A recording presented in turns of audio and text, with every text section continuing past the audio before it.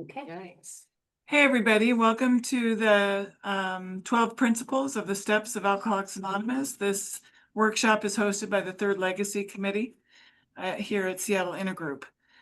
We have a multitude of recordings of traditions and from last year, and all the principles up through 1 through 9 are also on the website on our YouTube channel. So look around. There's all kinds of interesting things and all kinds of wisdom and knowledge to be had on Seattle Intergroup's YouTube channel. And speaking of wisdom and knowledge, I am going to turn it over to Stephen, who has agreed to facilitate this discussion today. Thank you, Stephen. Thank you, Lara. Steve, alcoholic. Hi, Steve. And today we're going to talk about discipline, which is listed as the 9th spiritual principle. And as I was looking into looking at the word discipline a little differently, because to me, it's always meant it's always meant strictness and kind of a negative connotation to me, because it was always like, Stephen, you need more discipline. You need more discipline. And I heard that in the schools I went to were, Jesuit, and they were pretty big on discipline. Then in the Marine Corps, and discipline had a negative connotation to me. But it's a real interesting when I looked into the word to see how it may apply in Alcoholics Anonymous, and found it came from the word disciple, which means to follow. And that kind of changed everything for me, because to follow, which is an invitation, as I take it, to the whole recovery process outlined in Alcoholics Anonymous. It's different. It became different to me looking at it as an invitation versus a set of orders. And they've used the word discipline a few times in our first 164 pages, and more times in the 12 and 12. But if you look at the word discipline and think of it as to follow, a lot of things changed. Like even what we read at almost every meeting, rarely have we seen a person fail as thoroughly followed our path. And so they use the word follow there, which is at least dictionary wise is synonymous with discipline. What if they're right? I was reading up on some history in AA, which I'm pretty interested in.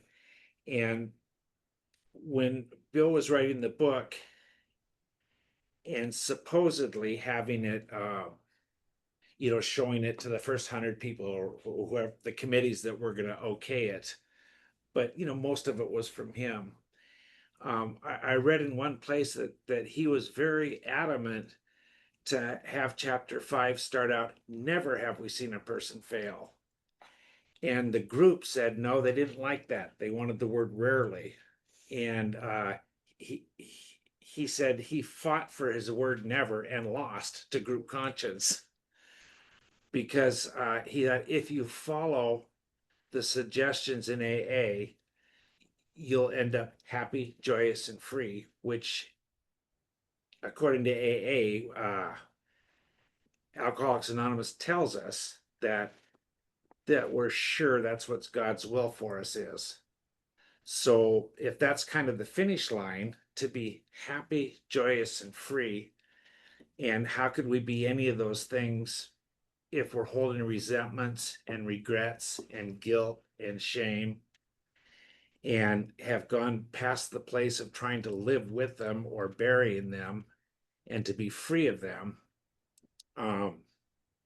I think there's a path in AA that says it takes discipline.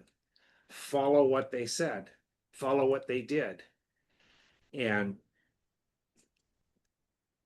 at any rate, several of us here today. But so I had I ended up looking at what I thought discipline was, and it changed a lot, because to think of more discipline, and if I think of that as follow maybe more closely or follow better, instead of having to do something or not doing something that I'm supposed to. I know I had what society would call discipline problems many times in my life. And you know, in a way I see why, because I wasn't following. I wasn't following what would make me happy, joyous, and free. I was following what I thought would keep me out of trouble, which of course it never did. At any rate, so and it doesn't surprise me that they list discipline as number 9 either, because when people, if they get to step 9 and they actually are making amends, there we know personally, if we've done it, and we know from what we've heard over the years in AA and over the many people we've listened to, people that do step 9, their lives change. And when we listen to the people's stories of how their amends came into being, they followed directions. They were disciplined. And so I could see where it's so useful and so appropriate for the 9th step.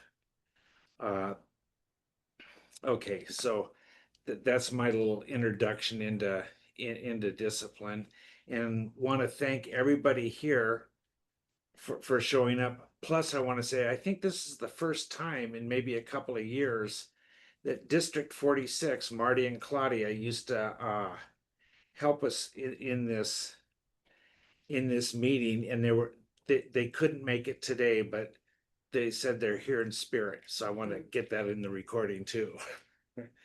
Okay, so I'm just going to kind of go around the room and see if anybody else wants to comment or share some experience with our 9th principle, discipline.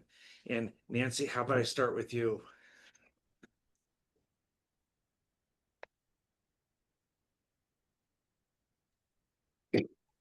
Well, thank you.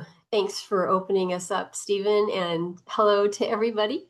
And I'm Nancy, and I'm an alcoholic. And very grateful to have found to be an alcoholic in Alcoholics Anonymous. I know that the word discipline and disciple, which means to follow, right? And as you so eloquently explained, and then it becomes, when I looked it up, you know, it's from the Latin root. It does talk about discipleship, but also the Latin root meaning to learn, you know, to learn. I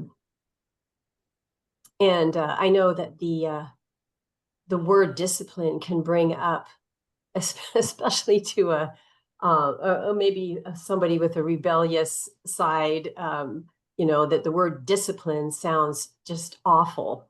It just sounds like I'm going to be having to obey rules now, and I don't want anybody to tell me what to do. And it can have this, like, I don't think I want that. But, you know, it's nice that it comes in step 9, when hopefully this idea of us, of discipline being to learn and to follow, and then also to learn what I'm following. One definition that I read was that discipline was the steady commitment to do the right thing, even when it's uncomfortable or inconvenient or frightening, which I think in light of step 9, you know, those are all of those emotions or ideas come up. But it is through that action, because discipline can be an action, right? It is part of discipline is taking an action, meaning that we've looked at the harm we've done. We have then, you know, taken our amend to anybody that we have harmed.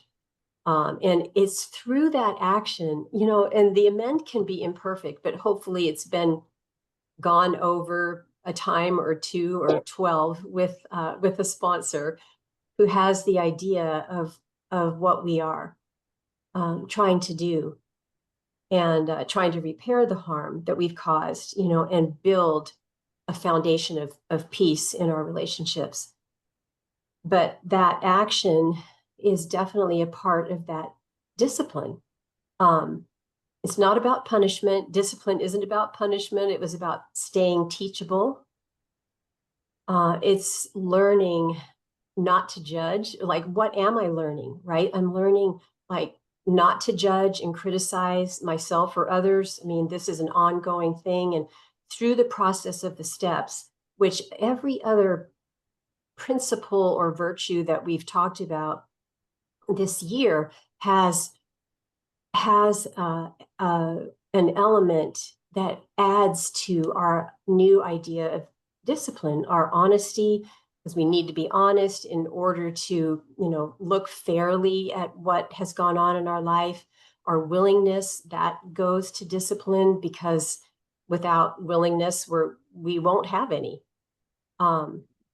So you know, trusting the process, trusting God,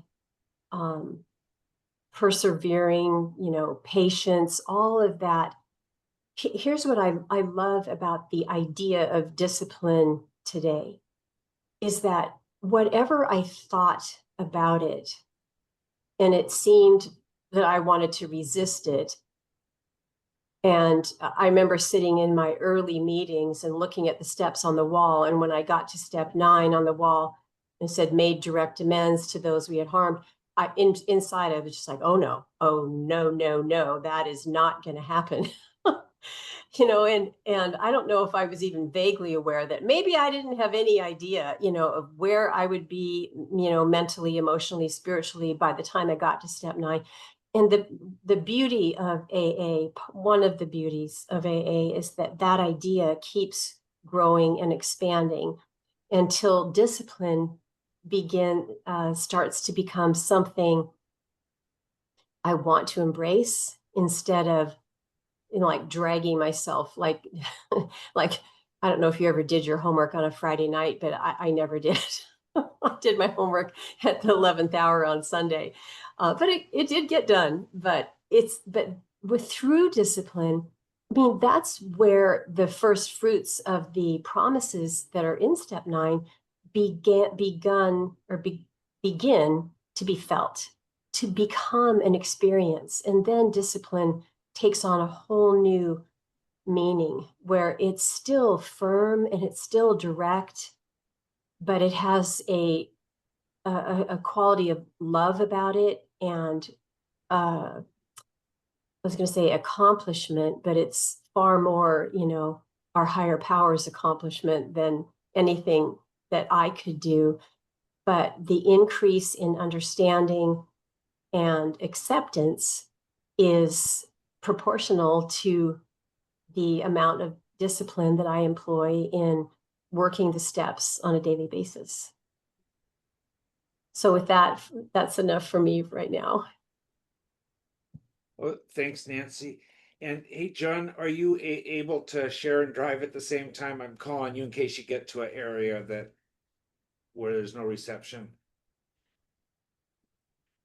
Well, I can share, and thank you, John. I am an alcoholic, Hey, and John. I'm glad to be. I am glad to be here. And I had forgotten, because I had heard that before, but I had forgotten. And what this whole series is about spiritual principles, if I'm not mistaken. So I had been looking at discipline in a non-spiritual way today, because I knew I was going to come to this meeting. Oddly enough, I'm driving to my 50th high school reunion, and I'm reflecting to back in a time of my life where I frankly didn't do homework. It wasn't part of my makeup, nor was much else that required discipline. I just didn't have it. And I'm returning. I'm going back home. It's like the big homecoming, 50 years. It's pretty amazing, really. In many respects, a healed person, certainly someone who is experiencing healing. And when you said, you know, am I a disciple? I mean, I have to be honest and say, yes, I have.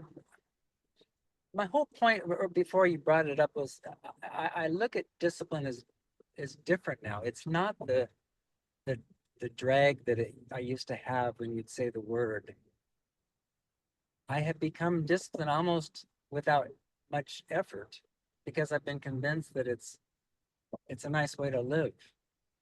And it does stem from spiritual discipline in the sense that, you know, I put effort into the program. I put a lot of effort into, well, I don't know how to say it. To my, you know, they say recovery is getting back what was lost or stolen. And I look at sobriety like that, you know. I do put effort. I mean, I for a long time, I was getting up in the morning and putting in a couple hours of spiritual reading. I really was. And this is pretty unusual for this kid, but I was. Now, you know, it edges out. It's more than just being, you know, 6, 8 in the mornings. It's bringing it into my day and remembering what I've read and applying what I've read up in my life, you know. I'm late to the party, but I'm getting there.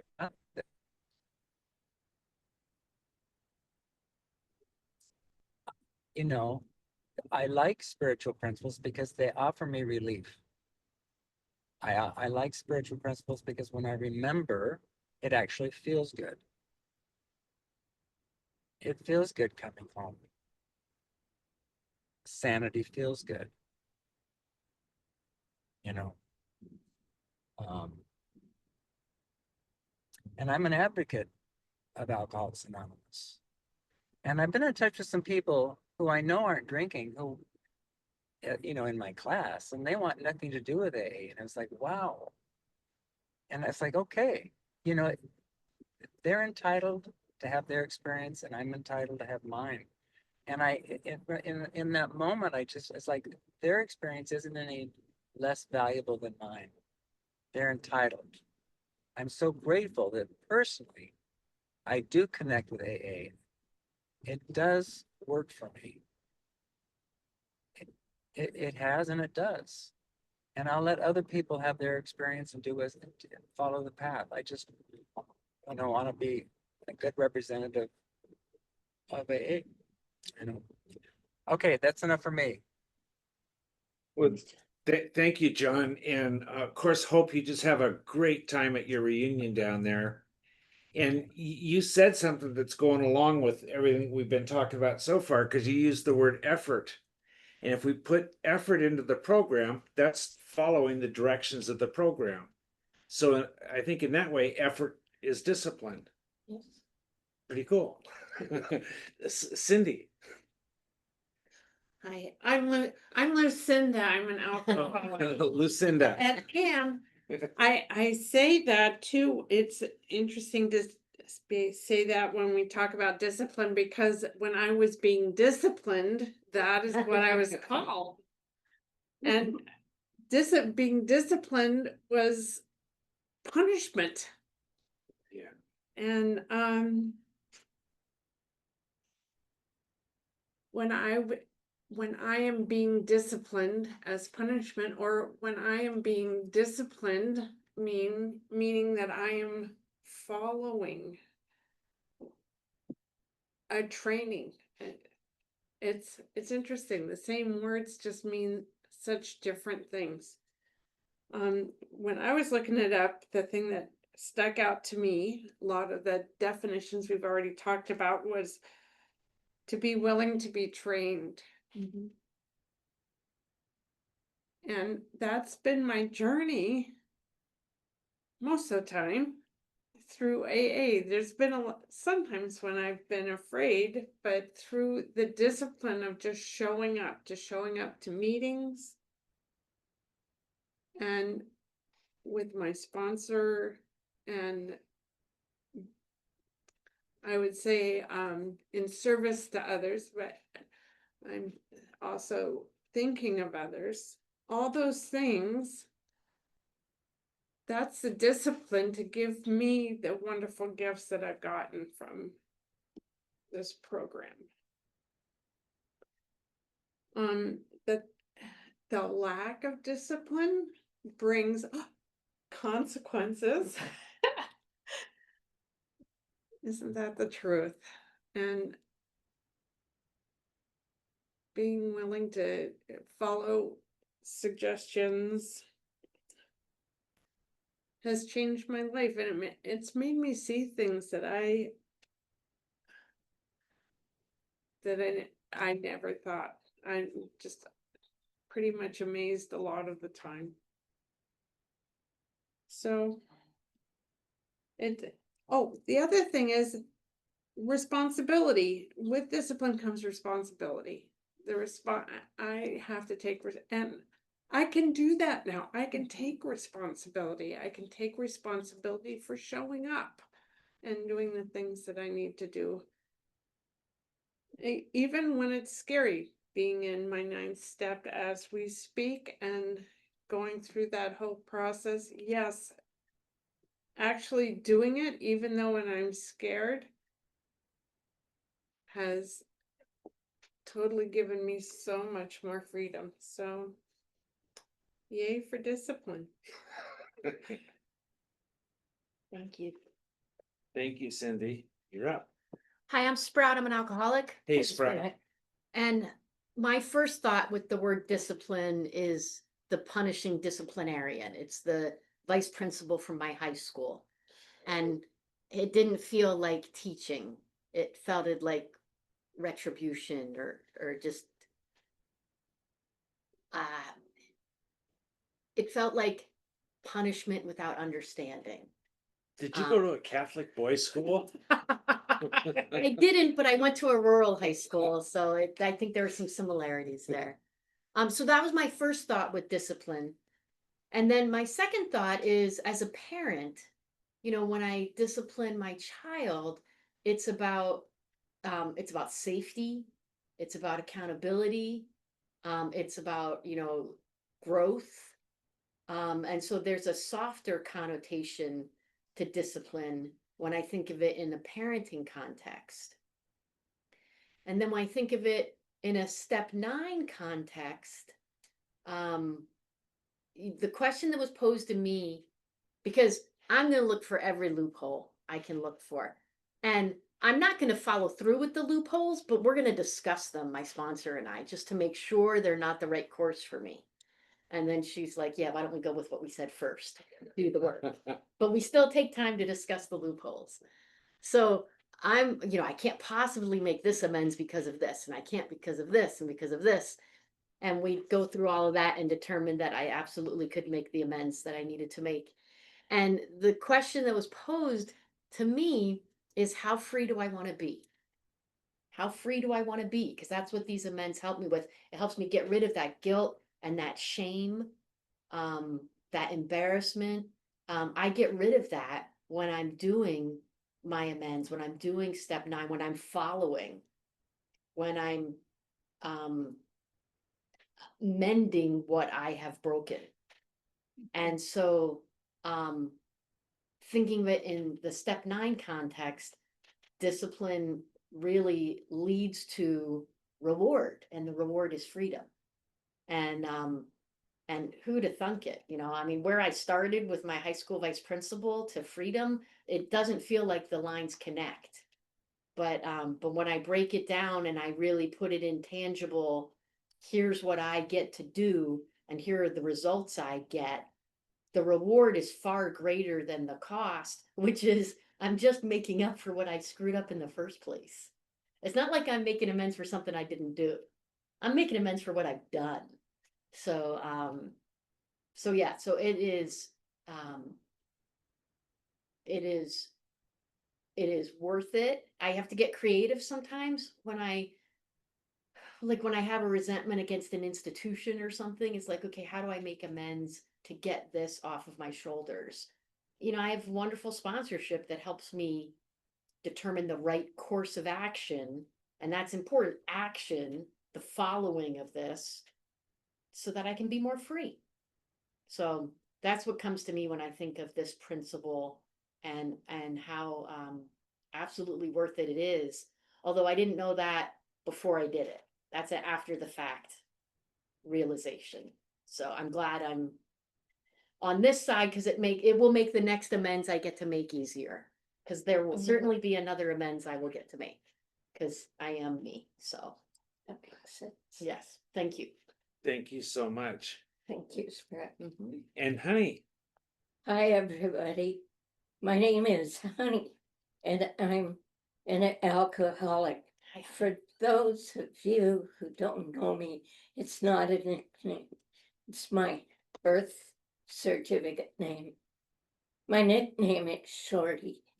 I'm not even 5 feet tall. I don't know where I got that nickname. Anyway, to me, discipline, comes in order and orderliness.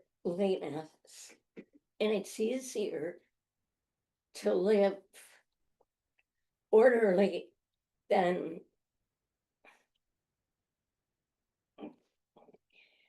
in all directions.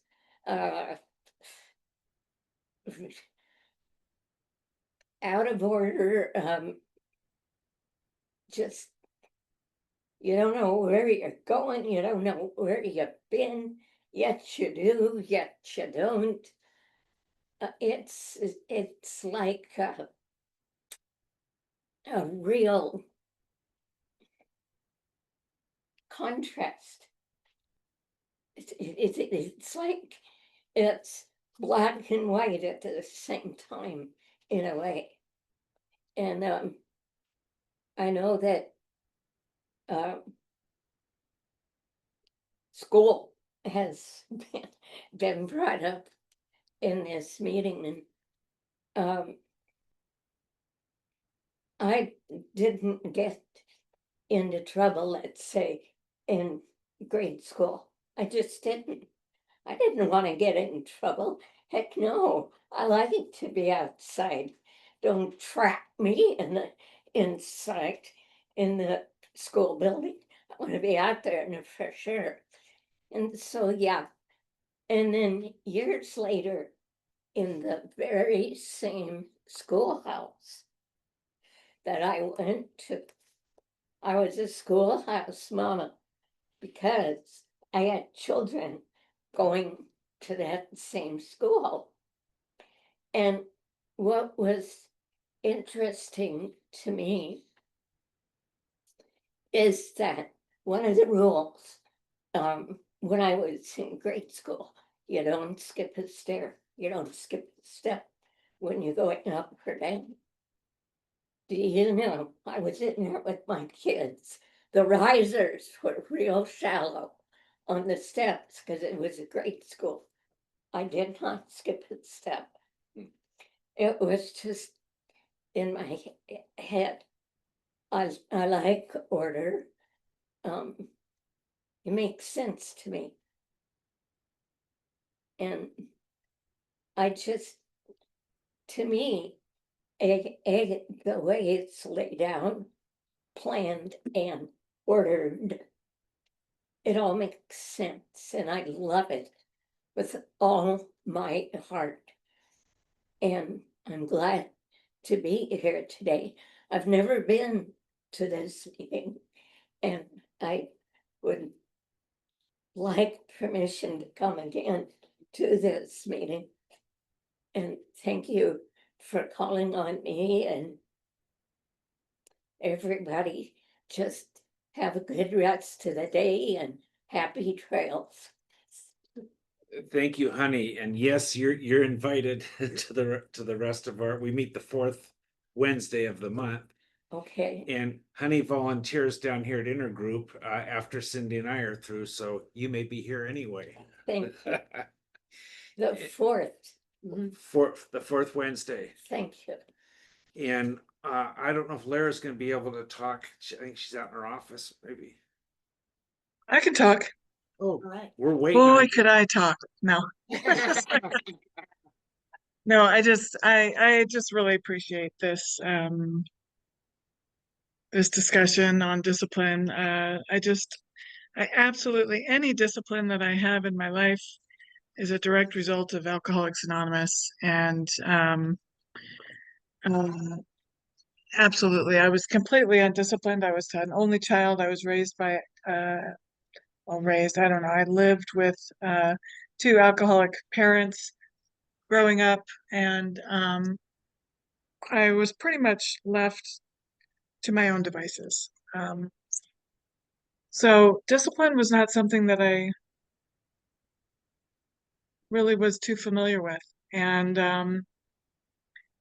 you know, but there's some pros and cons to that. And because of that, I ended up getting pretty out of control at a very young age, and ended up, you know, getting sober at 17. And so that I think that was because I didn't have any discipline in my life.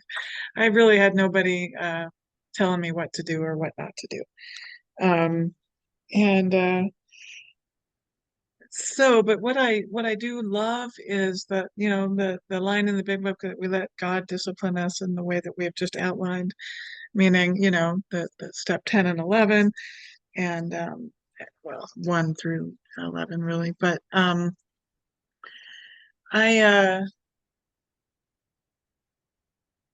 when I think about the what you were talking about, the origins of the word of discipline and disciple and to follow,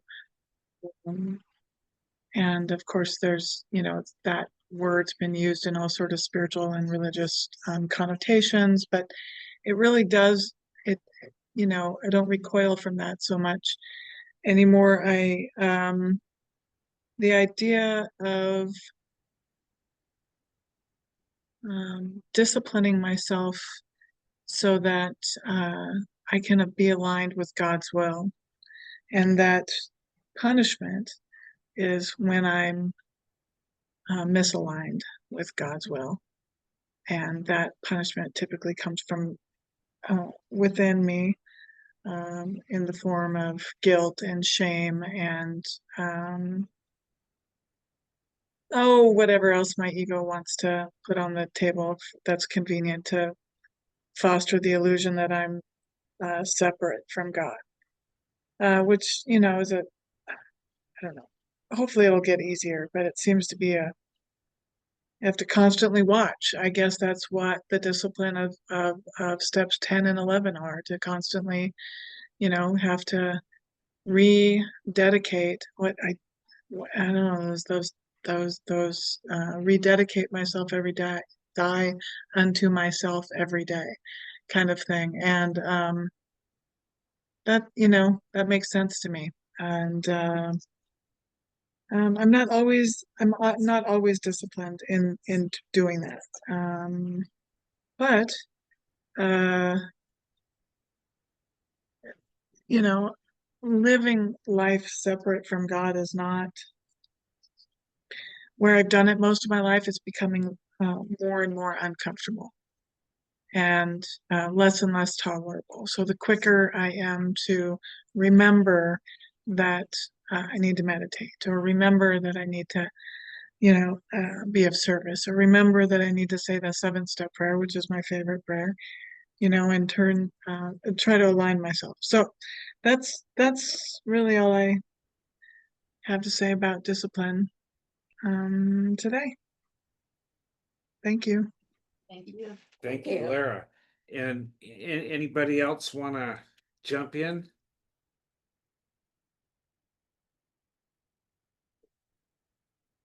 I think what, I just a thought or two, I think, and especially what I've heard from everyone, it really, is helpful to, when discipline becomes something that we want.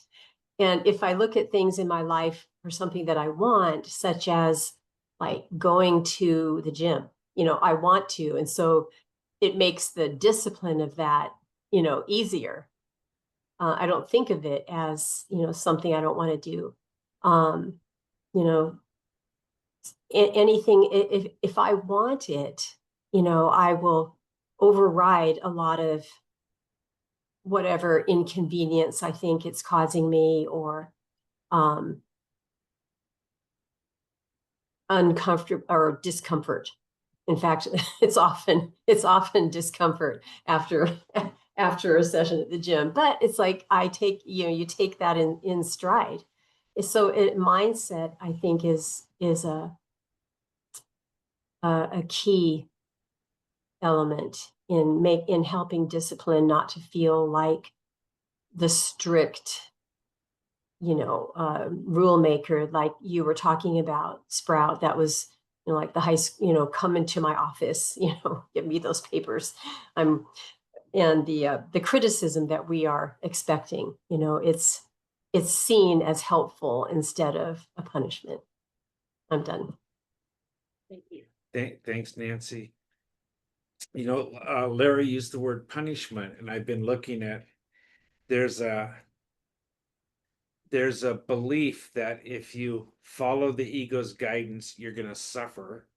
And if you follow higher powers guidance, you're going to be joyful. You're going to end up with joy.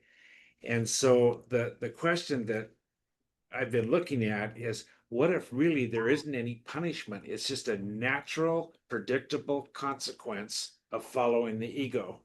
It's not like you're bad. It's just predictable. Just as it's predictable that, I think, through the recovery process in the big book, they're trying to give us predictions, do this and this will happen. Even in step 9, if we're painstaking about this phase of our development, then we'll be amazed. For your halfway through. Yeah. Well, at any rate, I want to thank everybody for showing up today again, and we'll have we'll look at Principle 10 the 4th week of October at 2:30 with Honey and anybody else that's coming. And we typically, I think, close with this responsibility prayer. Mm-hmm. And often it starts out with a question: who's responsible? I'm responsible when anyone, Anywhere Reaches out for help. reaches out for help, I want the hand of AA always to be there. And For for that, that, I am responsible. and thank you, Lara, for keeping this group together. Thank you, Stephen. I appreciate it. Okay. Bye, everyone. Bye-bye.